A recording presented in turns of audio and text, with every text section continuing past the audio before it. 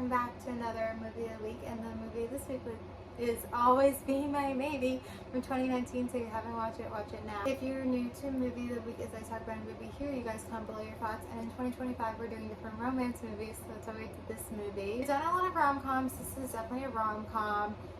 Ali Wong and Randall Park are super funny, and I think this is like the first rom-com we've done this far, which it's like friends to lovers. And I think we will have another Friends to Lovers, but this is the first one. I feel like, unless I'm wrong, because we've done a lot this year, and I forget, guys, I do. But as I say, like, all the time, like, all the rom-coms we do are very different, and this is one different too, where it's like Friends to Lovers. I feel like it goes the way that you expect it to go, where, you know, they were friends. Sometimes something happens, which we'll talk about the next Friends to Lovers we do, and then they kind of go their separate ways, and then they find their way back to each other. And so, like, if she never went to San Francisco to open that restaurant, they would have never found their way back to each other. There's also, I feel like, other, like, underlying things, like classes. Like, she was rich, she was, you know, makes a lot more money than him, and he doesn't, and so she goes to these fancy events and eats these fancy food, and that's not the world he comes from, so it's like that similarity too. Keanu Reeves is so funny in this movie, and that was just so funny. I think it's something where it's like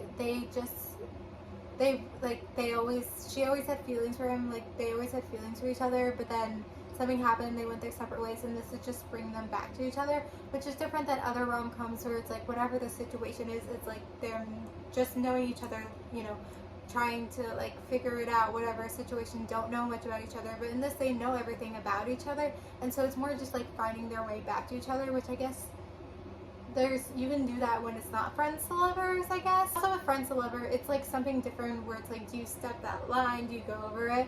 I would say this is Friends to Lovers, and it's also something about like finding the way back, because it's like they went separate ways. It's not just like there's other Friends to Lovers movies where maybe they were just friends, and maybe it's a movie where they're like helping the other person find someone. Like, I don't know if there's that type of movies, I'm sure there is, or whatever the situation where they like are still friends. Like, I feel like they like they had to find their way back to each other being friends. Also, I feel like it was an enjoyable movie. Like, it's an easy, watchable, entertainable movie. It's a movie you can watch for girls' night, which I feel like is a lot of these rom-coms. But, you know, we've done a lot of rom-coms this year, and I feel like they're all different, and I feel like this one's different too, so I wanted to talk about it. There's not much else to talk about.